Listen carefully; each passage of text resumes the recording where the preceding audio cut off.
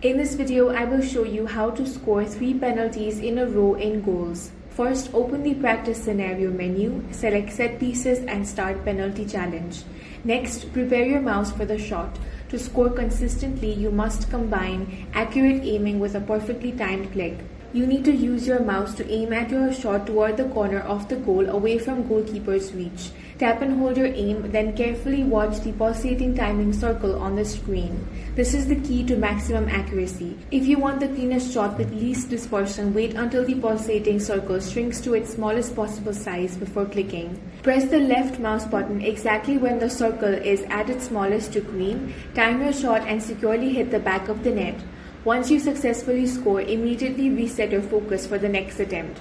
You need to replicate this precise timing 3 times consecutively without missing.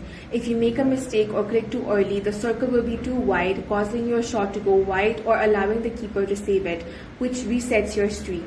That's how you can score 3 penalties in a row in goals. If you found this video useful, make sure to hit the like button and subscribe for more videos like this.